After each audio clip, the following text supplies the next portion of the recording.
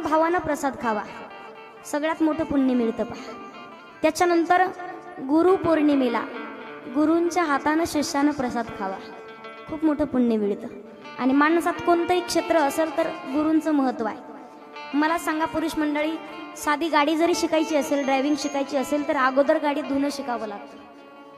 माता माऊल्यांनो, भाकरी शिकायच्या असतील तर अगोदर आईला जर सांगितलं आई मला भाकरी शिकव, आई म्हणते जा मग अगोदर पिठाचा डब्बा घेऊन ये, जा मग भाकरी करण्यासाठी ताटका तिच्या हाताखाली काम करावं लागतं। आजीबाई पहिल्या काळात भाकरी किती फुगायच्या माय, भाकरी चुलीवर केलेल्या, आता भाकरी करणारे फुगत आहेत, फुगणाऱ्या भाकरी नाही दिसत आपल्याला। सांगायचे काय मला, क्षेत्र कोणतंही असू द्या गुरुकडनं महत्वाचं। मी स्वतः सांगत नाही, माऊली ज्ञानोबाऱ्या सांगतात, भावेविन देव न कळेनी संदेह आणि गुरुविन अनुभव कैसा करे। का गुरु हा संत कुळीचा राजा, गुरु हा प्राण विसावा माझा, गुरुविन देव दुजा पाहता नाही त्रेलोकी। जीवनामध्ये गुरु करणं महत्वाचं आहे। अंतःकरणात गुरूंच्या विषयी श्रद्धा, निष्ठा, भाव, भक्ती, प्रेम असेल तर नक्कीच गुरूंची कृपा झाल्याशिवाय राहत नाही। सगळ्यांच्या हृदयाला स्पर्श करणार गुरु करावेत, पण सुंदर असं भजन आहे पहा, तुम्ही ऐकलेलंही असेल।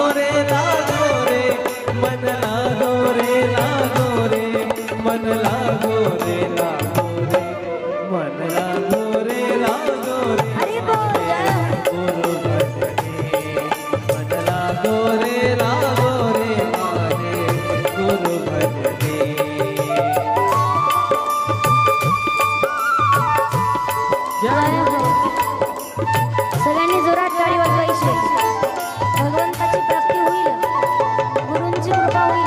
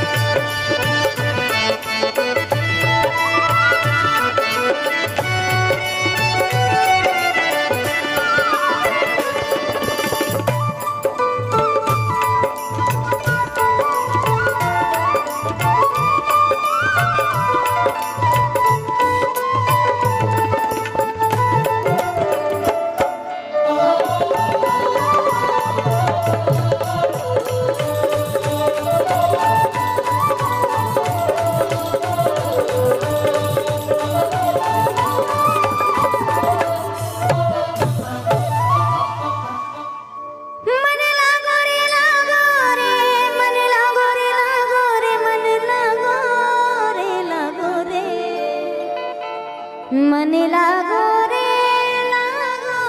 माझे गुरु भजनी। गुरु करणं महत्वाचं। मग तुम्ही म्हणाल ताई गुरु करायचेत, मग गुरु आमच्या पात्रतेची भेटेना। मी तुम्हाला एक सांगते पहा, ज्या माणसाविषयी तुमच्या अंतःकरणात भाव आहे, श्रद्धा, प्रेम, निष्ठा आहे, त्या माणसाला तुम्ही गुरु करू शकता. माणसानं जन्माला आल्यावर एकदा तरी पवित्र तुळशीची माळ घालावी आणि गुरु करावेत योग्य वेळेत. वय झाल्याच्या नंतर करून उपयोग. एकदा कथेत काय झालं ऐका लक्ष देऊन. वयोवृद्ध बाबा होते. आयोजकांना म्हटलं, अशी बाबांनी कथा ऐकली. आयोजकांना म्हटलं कथा संपल्यावर, दादा अहो काय बाबांनी कथा ऐकली अशी? मान हलो हलो कथा काय बाबांनी कथा ऐकली अशी? काय बाबांचा अभ्यास? हे लोक म्हणे बहिर आहे ते. सांगायचं काय मला, योग्य वेळेतच गुरु केलं तर फायदा आहे. एक 75 वर्षाची म्हातारी पहा मला म्हणे, ताई म्हटलं काय? म्हणे तुम्हाला गुरु करायचं आहे. म्हटलं आजी वय? म्हणे 75. म्हटलं आजी अजून गुरु नाही केला का? आजी म्हणे ताई गुरु केला होता. म्हटलं कधी? म्हणे बिना लग्नाची होते तेव्हा. म्हटलं मग? लग्न झालं म्हणे 2 वर्षात तो गुरु मेला. ₹1.25 रुपये द्यायला बाई मी गुरु केला. म्हटलं मग? म्हणे ताई 35 वर्ष पूर्ण झालं डबल गुरु केला. म्हटलं मग? ताई 45 वर्षात झाले म्हणे तोही गुरु. तुम्ही बोला. तोही गुरु मेला. म्हटलं मग पुढे? म्हणे ताई 55 वर्षाचे झाले तो डबल गुरु केला. म्हटलं मग? आजी म्हणे ताई 65 वर्ष पूर्ण झालं तोही गुरु मेला. म्हटलं मग आता? आजी म्हणे आता ताई तुम्हाला गुरु करायचं. रेंज मध्ये राहा म्हणजे लक्षात येईल तुमच्या. आजी म्हणलं आजी मलाही वाटायला होता का तुम्ही आता? मला सांगायचंय काय, योग्य वेळेतच गुरु करण्याला महत्व आहे. गुरु करणं अत्यंत महत्वाचं आहे. म्हणून गुरु पौर्णिमेच्या दिवशी गुरूंच्या हातानं प्रसाद जर खाल्ला तर खूप मोठं पुण्य मिळतं. यानंतर वसंत पंचमीच्या दिवशी पत्नीच्या हातानं पतीने जर प्रसाद खाल्ला तर खूप मोठं पुण्य मिळतं. त्यानंतर मातृनवमीच्या दिवशी जर आईच्या हातानं पुत्रानं, मुलीनं किंवा मुलानं जर प्रसाद खाल्ला तर खूप मोठं पुण्य मिळतं. त्याच्यानंतर संत महात्म्यांच्या हातानं भक्तानं जर प्रसाद खाल्ला तर त्यालाही खूप मोठं पुण्य मिळतं. म्हणून प्रसाद घेण्याला महत्व आहे. ज्या वेळेला आपण भगवान परमात्माचं नामचिंतन पूजा करत असतो, भगवंताला लवकर प्रसन्न करून घेता येतं जलाने. त्याचबरोबर बिलवाच्या पानानं म्हणजे बेलपत्र असेल, बेलाच्या पानाने भगवान परमात्मा, आपण जर पाहिलं बेलाच्या झाडाखाली ब्रह्मा, विष्णू आणि महेश, ज्या वेळेला या तीनही देवतांचं आपण नामचिंतन करू त्यावेळेला माणसाच्या मनाला, प्रत्येक भक्ताच्या मनाला अगदी वेगळाच आनंद आणि वेगळं समाधान मिळतं. मग पूजा करत असताना किती बेलपत्र वाहावे? ताई 108 तर बेलपत्र वाहू शकत नाही का? आमच्याकडे बेलपत्राचं झाड नाही. मी तुम्हाला सांगू, नाही तुम्हाला बेलपत्र 108 वाहन झाले, एकच घ्या. त्याच्यावरती चंदनानं राम हे नाव लिहायचं. कोणतं? राम. 3ही पानावरती राम राम राम. आणि तेच बेलपत्र तुम्ही भगवान भोलेनाथांच्या पिंडीवरती ठेवा, शिवलिंगावरती. तुम्हाला 108 बेलपत्र वाहल्याचं पुण्य मिळतं. त्याच्यानंतर 4 पानाचं बेलपत्र वाहलं तरी 108 बेलपत्र वाहण्याचं पुण्य मिळतं. त्यानंतर 6 पानाचं बेलपत्र सुद्धा आहे. माहिती ना तुम्हाला? 6 पानाचं बेलपत्र ज्याच्या प्रारब्धात असेल त्यालाच भेटतं ते. मी पाहिलेलं आहे 6 पानाचं बेलपत्र. ज्याच्या नशिबात असेल त्याला भेटतं ते, त्यालाच दिसतं ते, कोणालाही दिसत नाही. 6 पानाचं बेलपत्र वाहलं तर अगदी 1003 बेलपत्र वाहण्याचं पुण्य मिळतं. म्हणून भगवान परमात्माला बेल, जल, अक्षदा आणि चंदन महादेवाला अतिशय प्रिय गोष्टी आहेत. त्यानंतर भगवंताला आवडतो तो भस्म. भगवान महादेवाला जो आपण भस्म लावला जातो तो भस्म अगदी चित्तेचा काढला जात नाही. तो भस्म कोणता असतो ते ऐका. महाकालेश्वराला सुद्धा जो आपण चित्तेचा भस्म वापरत नाही ना, गायीच्या शेणापासून बनवला जातो तो भस्म असतो. त्याला विभूती म्हणतात. गायीच्या शेणापासून, चितेपासून बनवला जाणारा भस्म नाही. मग जो भस्म आपण वाहतो, भस्म लावण्याला त्रिपुंड्र म्हणतात त्याला, ज्या 3 रेषा असतात, ब्रह्मा, विष्णू आणि महेश. मग 3 रेषा या कशामुळे आणि कशाचं प्रतीक आहे तर गळ्यामध्ये रुद्राक्ष, मुखामध्ये शिवनाम आणि कपाळावरती भस्म हा फार महत्वाचा आहे. भस्म ज्या वेळेला आपण परिधान करतो, ज्या वेळेला त्रिपुंड्र आपण लावत असतो त्याला 3 रेषा असतात, ब्रह्मा, विष्णू आणि महेश. त्याचं दुसरं प्रतीक सांगते. एक अगदी जंगलामधून एक व्यक्ती निघालेला होता. पहा, काहीतरी थकवा आला, शिकारीच्या शोधानं म्हणा. थकवा आल्यामुळे तो एका झाडाच्या खाली झोपला. दुपारची वेळ होती, झाडाच्या खाली झोपला, पण एका पक्षानं अगदी त्याची विष्ठा खाली टाकली तर ती विष्ठा त्याच्या कपाळावरती पडली.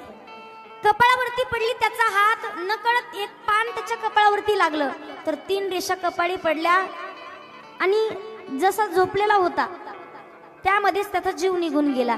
तिथे शिवदूतही आले आणि यमदूतही आले. शिवदूतानं पाहिलं, मी होता आपल्याकडेच आहे का. यानं जरी शिवनाम मुखामध्ये घेतलेलं नसेल तरी त्यानं त्रिपुंड जो भस्म आहे ना तो भस्म स्वतःच्या कपाळावरती परिधान केला होता. कपाळावरती त्यानं भस्म परिधान केलाय म्हणून यमदूतांच्या हाती नाही तर शिवदूत त्या व्यक्तीला घेऊन जात आहे. भस्म लावण्याचं प्रतीक, भस्म लावला पाहिजे. मी तुम्हाला एक उदाहरण सांगेल पहा. भगवान भोलेनाथांना सुद्धा भस्म फार आवडतो म्हणून ज्याला आपण विभूती म्हणतो, विभूती यमुना स्वरूप आहे. रुद्राक्ष जो आहे ना, विधिजा, विधिजा म्हणजे अगदी ब्रह्मदेव, ब्रह्मदेवाची कन्या म्हणजेच विधिजा, जिला सरस्वती म्हटलं जातं. म्हणजे विधिजा आहे.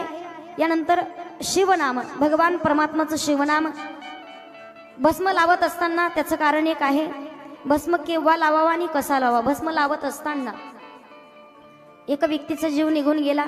गावातले 4 जण खांदेकरी झाले. खांदेकरी होतात ना माणसाला. खांदेकरी झाले आणि ते 4 जण भजन करायचे. कोणतं? रामनाम, रामनाम म्हणा, रामनाम. असं जर म्हटलं तर काय असतं याचा अर्थ? भगवान भोलेनाथांनी ते भजन ऐकलं आणि जे खांदेकरी होते, जे प्रेत घेऊन निघाले होते स्मशान भूमीकडे, भगवान भोलेनाथ त्यांच्या पाठीमागे आले. त्यांनी पाहिलं स्मशान भूमीमध्ये जसा की त्याला अग्निसंस्कार दिले आणि 4ही जण गप्पा मारत मारत मारत. भोलेनाथांना काय वाटलं, हे 4ही जण अखंड भजन करतायत, रामनाम सत्य, रामनाम सत्य, रामनाम. पण जेव्हा वापस निघाले तर एकमेकांच्या गप्पा चालल्या होत्या. का?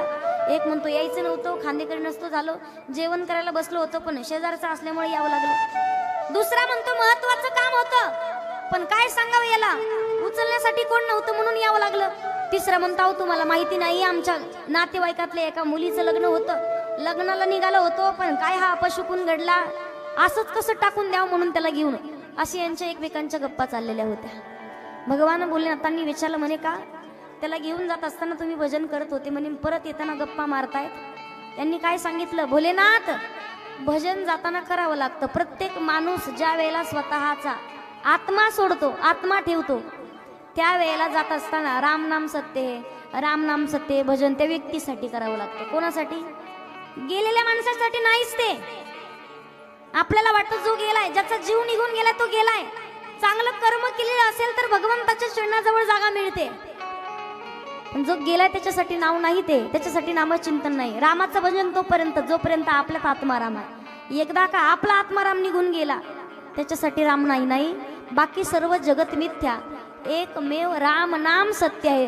हे जे घेऊन चाललेत त्यांच्यासाठी असतं ते. सावध व्हा आता तरी, हा तुमचा जवळचा गेलाय, तुम्हाला त्याच ठिकाणी काही कालांतरानं पोहोचायचंय.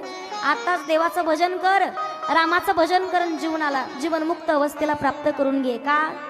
संत तुलसीदासजी सांगतात पहा, बिनु सत्संग विवेक न होई, राम कृपा बिनु सुलभ न सोई. राम सिया राम जय जय राम, राम सिया राम जय जय राम. बिनु सत्संग विवेक न होई,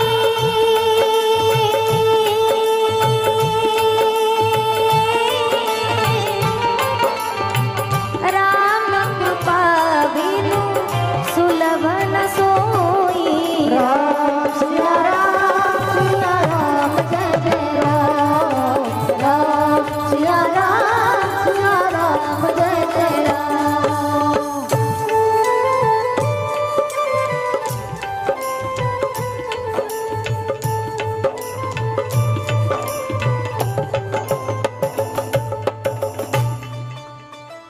बिनु सत्संग विवेक न होई, राम कृपा बिनु सुलभ न सोई. राम सिया राम जय जय राम. बिनु सत्संग विवेक न होई राम कृपा बिन सुलभ नसो. भगवान परमात्माची कृपा जोपर्यंत आहे, जोपर्यंत आपल्यात आत्माराम आहे, तोपर्यंत नामचिंतन आपण करू शकतो. ज्या वेळेला आपण पाहतो भस्म लावल्याच्या नंतर 3 रेषा असतात. 3 रेषा याचं प्रतीक आहे तर भविष्यकाळ, भूतकाळ आणि वर्तमान काळ. या 3ही काळामध्ये भगवान तुमच्या आमच्यावरती कृपा बरसत राहावी. त्याचं दुसरं कारण आहे सत्व, रज आणि तम याचंही प्रतीक 3 रेषा आहेत. त्यानंतर जागृती, स्वप्ने आणि सुषुप्ती या 3ही अवस्थेमध्ये भगवंताची कृपा पात्र व्हावी यासाठी सुद्धा 3 रेषा असतात. ज्या वेळेला आपण गळ्यामध्ये रुद्राक्ष परिधान करतो, कपाळावरती त्रिपुंड धारण करतो अर्थात भस्म लावतो आणि मुखामध्ये शिवनाम भगवान परमात्माचं नामचिंतन चालतं. नामचिंतन करत असताना रुद्राक्ष परिधान करण्याचा सुद्धा एवढा मोठा फायदा आहे. एका व्यक्तीनं रुद्राक्षाच्या झाडाचे रुद्राक्ष एवढे तोडले की 2-4 पोते रुद्राक्ष असते. ते सगळे रुद्राक्षाचे पोते त्यानं एका गाढवाच्या पाठीवरती बांधले. ओझं बांधणारा कोण? गाढवाच्या पाठीवरती. त्या ओझानं त्या व्यक्तीचा जीव निघून गेला. जीव निघून गेला तर तिथे यमदूत शिवदूत आले. म्हणजे याला घेऊन जायचं यमदूतानं का शिवदूतानं. म्हणजे नाही गाढवानं कधी भजन केलं नसेल पण त्यानं त्याच्या पाठीवरती ओझं वाहिले. कशाचं? रुद्राक्षाचं. नंतर जीवनमुक्त अवस्थेला प्राप्त होणार आहे. शिवदूत त्याला घेऊन जात आहेत. जीवनाचं उद्धार होतंय, जीवनाचं कोटी कल्याण होतंय. भगवान परमात्माचं नामचिंतन करत असताना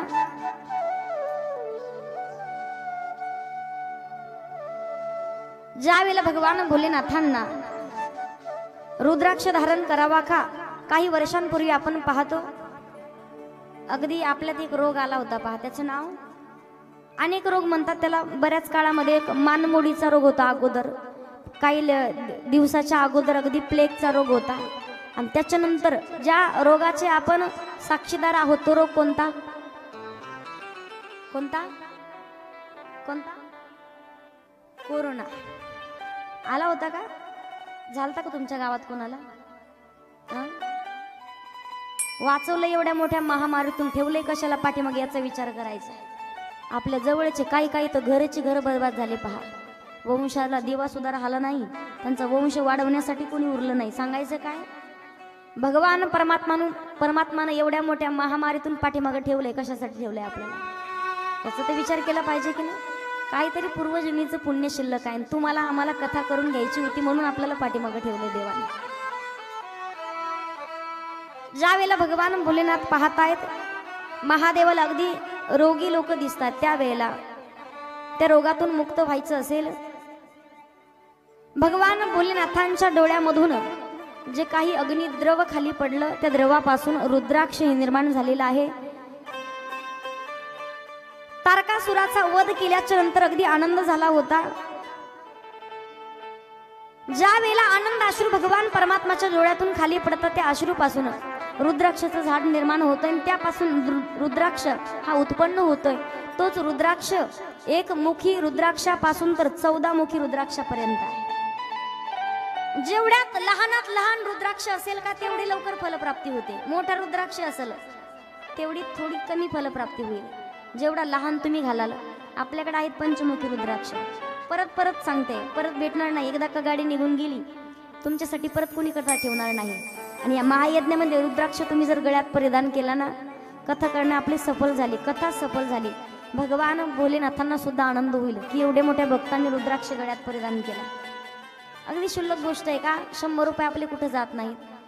म्हणून रुद्राक्ष गळ्यामध्ये परिधान करत असताना कायम माणसानं तो स्वतःच्या गळ्यात परिधान करावा. जसं की वैष्णव गळ्यामध्ये